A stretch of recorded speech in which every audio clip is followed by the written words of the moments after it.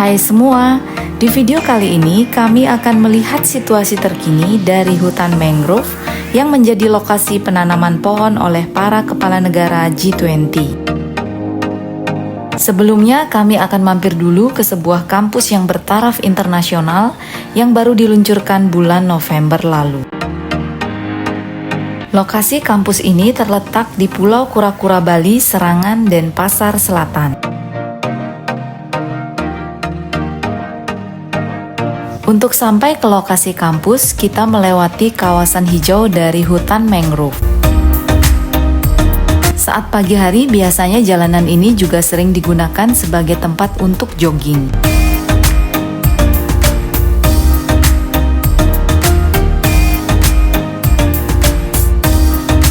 Di jalan ini juga kita bisa melihat view kapal-kapal yang ada di perairan sekitar hutan mangrove.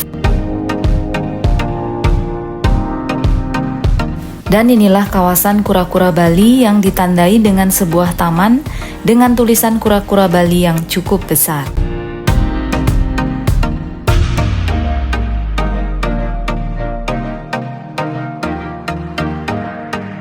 Sebelum masuk ke area kampus, kita harus melalui pengecekan dari pos satpam. Dari pos kami melewati jalan lagi untuk masuk ke dalam lokasi kampus.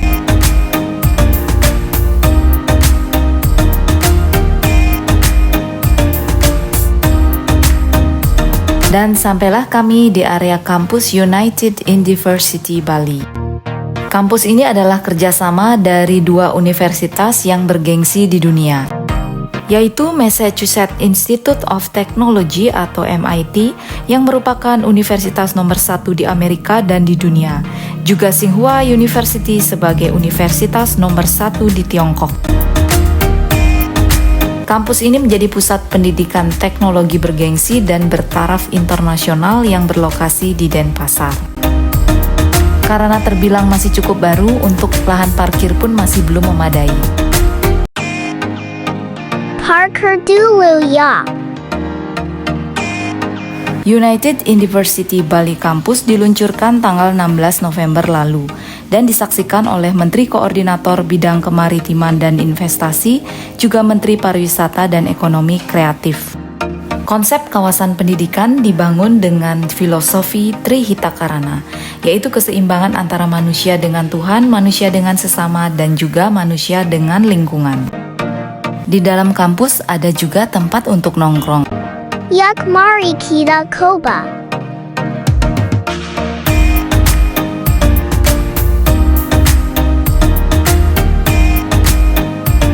Selesai melihat suasana kampus, kami lanjut on the way lagi. Di pinggir jalan kami banyak melihat burung-burung bangau yang sangat cantik.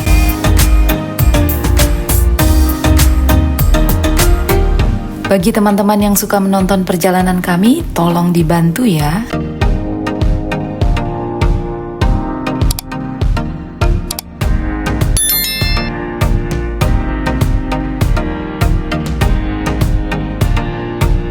Sebelum masuk ke kawasan hutan mangrove, pastinya kita akan melewati lambang dari G20 yang ada di depan. Setelah masuk ke dalam, akan sampai di tempat yang cukup luas dan digunakan sebagai lahan untuk parkir. Walaupun tempat ini hanya berfungsi sebagai lahan parkir, tapi tempat ini sangat asri dengan banyak pepohonan seperti di taman kota.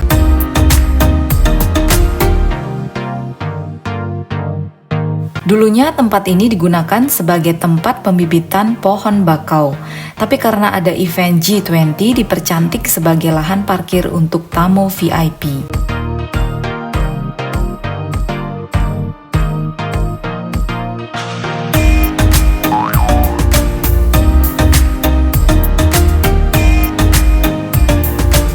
Saat ini biasanya tempat ini dimanfaatkan masyarakat untuk olahraga seperti jogging dan juga duduk-duduk santai sambil menikmati suasana karena di tempat ini juga ada gazebo.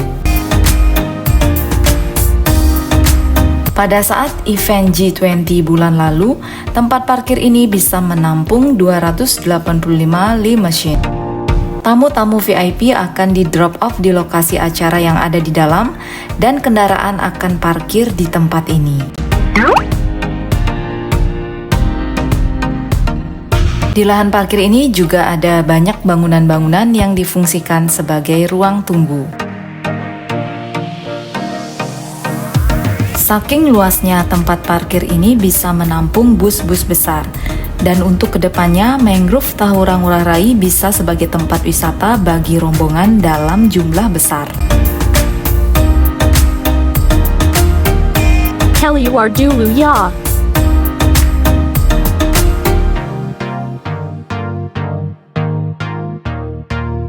Dari lahan parkir kami melewati sebuah kantor, yaitu Balai Teknologi Industri Kreatif Keramik atau BTIKK. Bangunan dengan lahan yang cukup luas ini didirikan oleh Profesor B.J. Habibie 40 tahun yang lalu. BTIKK memberikan layanan teknologi bagi pengrajin keramik di Bali. Dari layanan penyediaan bahan baku, model dan desain, pembakaran, pendidikan, dan pelatihan, hingga melahirkan industri startup yang berbasis teknologi di bidang keramik. Dan sampailah kami di area Mangrove Tahura Ngurah Rai yang menjadi tempat penanaman pohon bakau oleh para kepala negara G20. Di depan Mangrove Tahura juga merupakan kawasan pura yang menjadi tempat persembahyangan bagi umat Hindu. Dan ini adalah kelenteng Ong Taijen Griya Kongco Dwipayana. Saat ini kawasan Tahura Ngurah Rai sedang dalam pemeliharaan dan untuk rencana 1 tahun ke depan belum dibuka untuk umum. Ada beraneka macam tanaman yang ditanam di sekitar area depan Tahura. Perawatan tanaman sangat baik sehingga terlihat subur dan juga asri.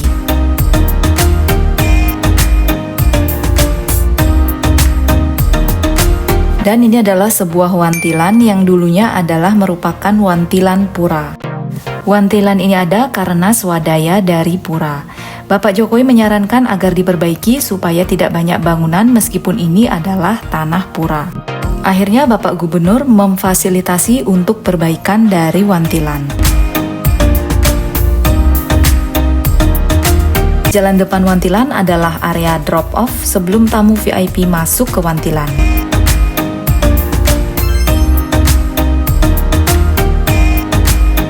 Dan di wantilan ini digunakan sebagai tempat berkumpul para pemimpin dunia G20 bulan lalu.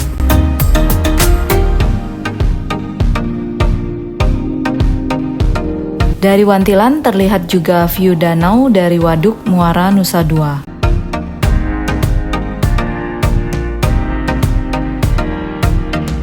Wantilan yang ada di kawasan Tahura ini saat ini hanya digunakan untuk event dari kalangan terbatas, yaitu untuk instansi-instansi dari pemerintahan.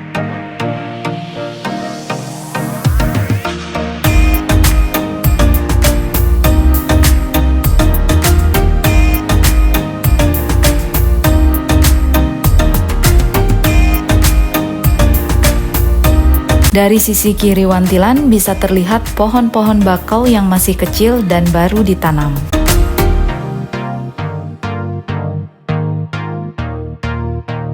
Dan di area ini sudah ada fasilitas toilet bagi tamu VIP.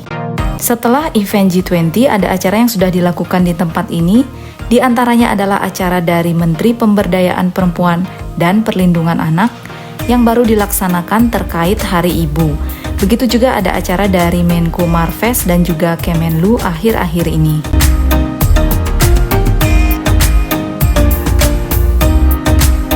Suasana yang sangat asri dan juga sejuk dengan adanya pohon-pohon bakau membuat para pemimpin dunia cukup kagum dengan kawasan Mangrove Tahura yang ada di Bali ini.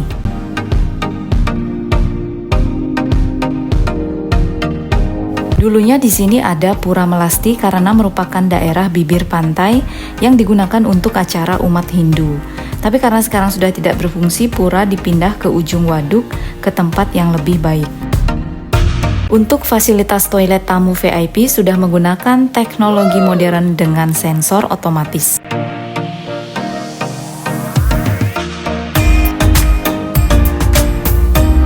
Inilah suasana di sekitar Wantilan yang terlihat sangat indah dan juga hijau.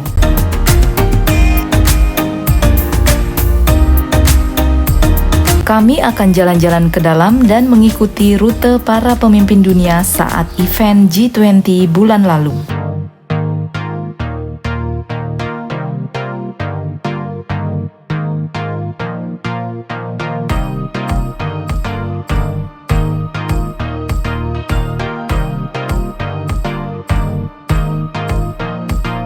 Dan inilah lokasi penanaman pohon yang dilakukan oleh para pemimpin dunia.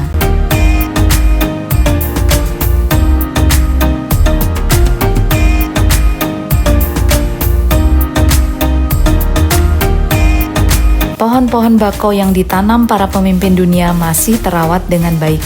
Semoga bisa tumbuh subur dan membesar.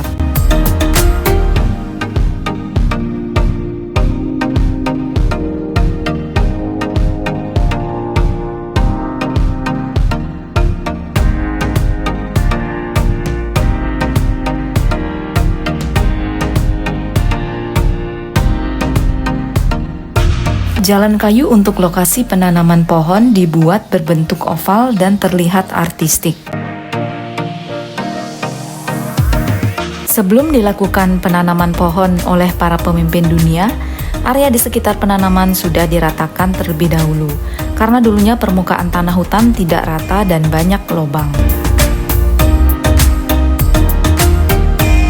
Terlihat dari dekat pohon mangrove yang ditanam para pemimpin dunia ataupun dari organisasi dunia dengan masing-masing nama yang ada di belakangnya.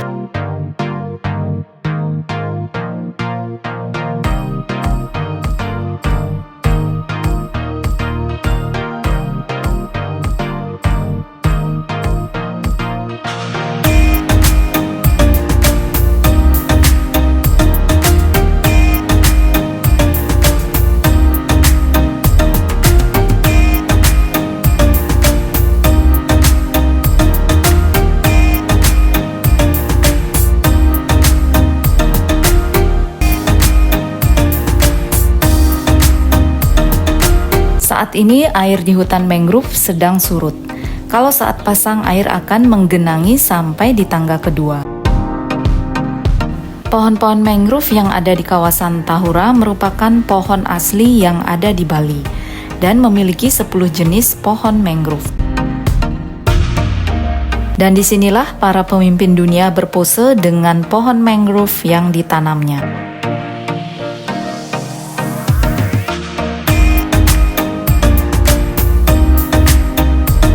Pohon-pohon yang ada di hutan mangrove merupakan penyangga untuk pemanasan global, karena pohon mangrove terbukti 5 kali lebih kuat menyerap karbon dioksida dari pohon-pohon lainnya.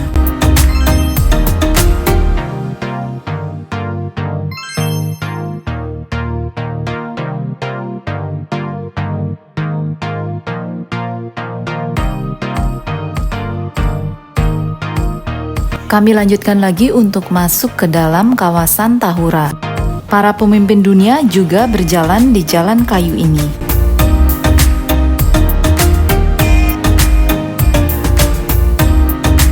Memasuki ke dalam hutan, suasana semakin sejuk dan terasa segar. Dan terlihat kumpulan pohon mangrove yang tampak sangat indah. Selain mangrove Tahura Ngurah Rai, sebelumnya sudah ada tempat wisata hutan mangrove yang letaknya cukup dekat dan ada di sebelah timur Tahura ini. Saat ini tempat wisata hutan mangrove itu pun masih dalam tahap pemeliharaan dan belum dibuka untuk umum. Untuk jalan yang dilewati ini terbuat dari kayu ulin, tanpa sentuhan finishing yang dibuat senatural mungkin agar menyatu dengan alam. Di tempat pijakan kaki juga dipasang lampu-lampu dengan sensor otomatis yang akan menyala sendiri saat malam hari. Lampu-lampu juga dipasang di sepanjang jalan dengan jarak setiap 1 meter.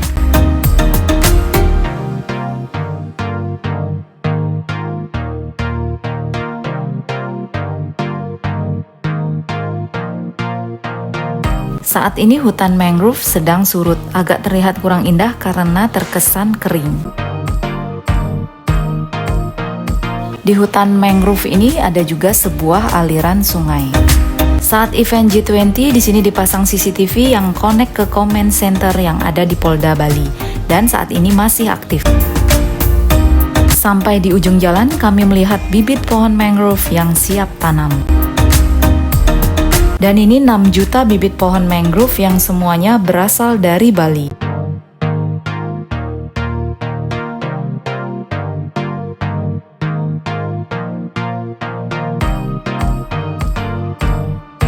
Bibit pohon yang sudah siap tanam ini terdiri dari 7 jenis pohon mangrove yang diletakkan per kelompok berdasarkan jenisnya.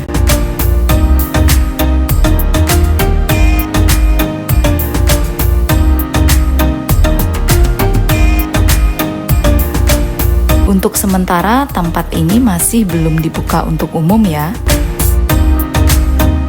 Untuk melihat bibit-bibit pohon siap tanam dari dekat, bisa masuk ke dalam jalan setapak yang sudah tersedia. Per tahun ditargetkan dari Bapak Presiden dilakukan pembibitan sebanyak 10 juta bibit pohon. Tapi saat ini yang bisa terrealisasi hanya 6 juta bibit saja. 6 juta bibit ini selama setahun dipanen 3 kali, yang digunakan untuk program penghijauan atau melayani kebutuhan dari komunitas atau lembaga yang memerlukan dari dalam atau luar negeri. Bibit yang sudah siap tanam ini penyiraman dengan pompa dan menggenangi media tanam. Di depan bibit pohon siap tanam terbentang waduk Muara Nusa Dua seluas 43 hektar. Di sekeliling waduk sudah dipercantik menjadi area trekking yang bisa dimanfaatkan untuk olahraga, dan dulunya jalan ini hanya digunakan sebagai jalur inspeksi untuk waduk. Waduk yang ada di kawasan ini merupakan ujung dari sungai-sungai yang ada di Denpasar. Dan ini adalah pintu air waduk yang berada di dekat Pura Melasti. Air waduk digunakan juga sebagai sumber air PDAM yang diolah menjadi air bersih yang nantinya disalurkan ke pelanggan PDAM. Indah banget ya suasana waduk dengan adanya burung bangau yang terbang di sekitar waduk. Sebelum ditutup untuk event G20, tempat ini menjadi tempat wisata seperti nongkrong keluarga ataupun memancing.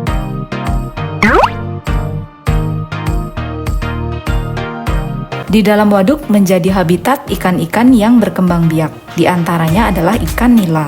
Selain itu ada juga kerang. Di dekat waduk ada sebuah showcase untuk pembenihan secara buatan dari bibit pohon bakau. Yang secara alami perkembangbiakan pohon bakau, buah yang sudah tua akan jatuh ke dalam lumpur dan berkembang sendiri menjadi tanaman. Kalau di dalam showcase, pembenihan secara buatan dimulai dari pengambilan biji dari pohon bakau yang ada di lokasi hutan. Biji akan ditaruh dalam media tanam dan dirawat sampai berkecambah dan menjadi bibit pohon. Penyiraman bibit rutin dilakukan dengan air payau yang disemprotkan dengan alat sprinkler. Bibit yang sudah besar akan dipindah ke area terbuka sebagai bibit pohon siap tanam. Di showcase ini ada beberapa jenis bibit pohon bakau yang dikelompokkan sesuai namanya. Pada event G20, para pemimpin dunia juga melihat-lihat area pembibitan pohon mangrove yang ada di showcase ini.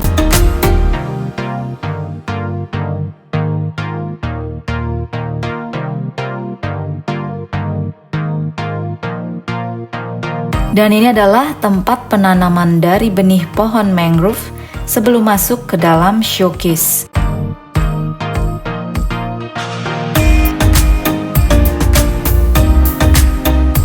Tempat ini juga merupakan production house dari terbentuknya pohon bakau menjadi pohon yang siap tanam.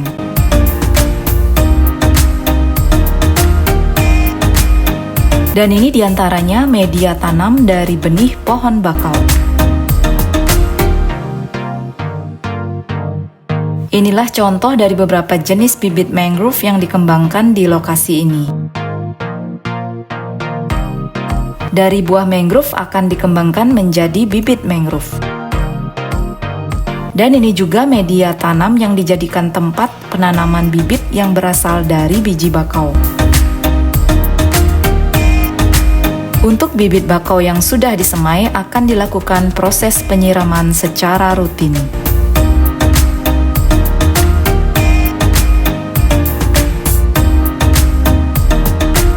Di tempat ini juga disediakan motor-motor listrik bagi para tamu-tamu VIP saat event G20 yang digunakan untuk berkeliling area Tahura. Dan ini adalah bangunan yang ada paling ujung dekat dengan jalan. Rumah kayu yang mirip dengan konsep villa ini adalah kantor pengelola dari Mangrove Tahura Ngurah Rai. Kantor pengelola ini dibuat dari bahan kayu bengkirai dan merbau dengan tujuan agar menyatu dengan alam. Ada juga beberapa tamu VIP kenegaraan yang sempat masuk dan juga duduk-duduk di area kantor pengelola ini.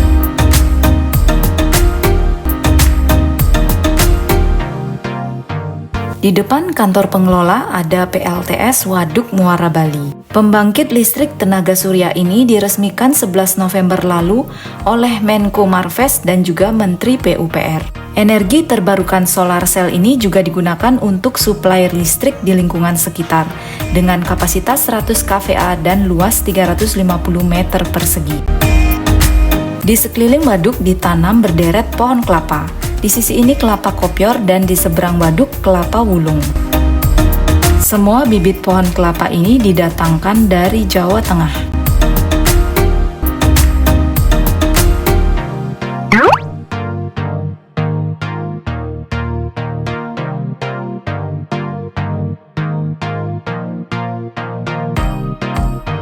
Adanya petugas kebersihan dari KLH membuat kawasan Mangrove Tahura Ngurah Rai selalu bersih dan terawat.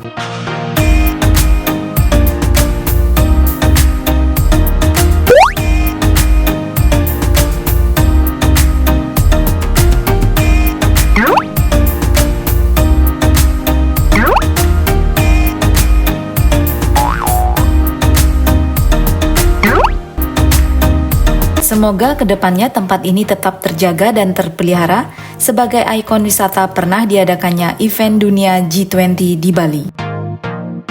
Kami on the way ke arah jalan pulang dan di sini melewati depan kelenteng.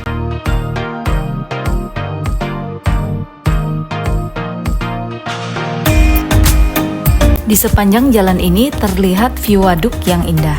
Wow. Ada juga pengunjung yang berhenti untuk berfoto-foto di dekat waduk.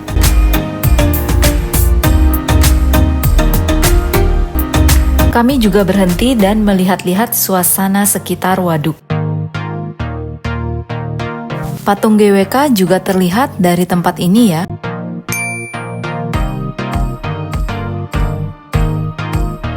Tempat ini sangat cocok menjadi salah satu alternatif tempat healing yang ada di Denpasar. Kami lanjut on the way ke arah pusat kota Denpasar. Kami melewati Jalan Gajah Mada yang saat ini cukup padat dan terlihat suasana persiapan acara Denpasar Festival.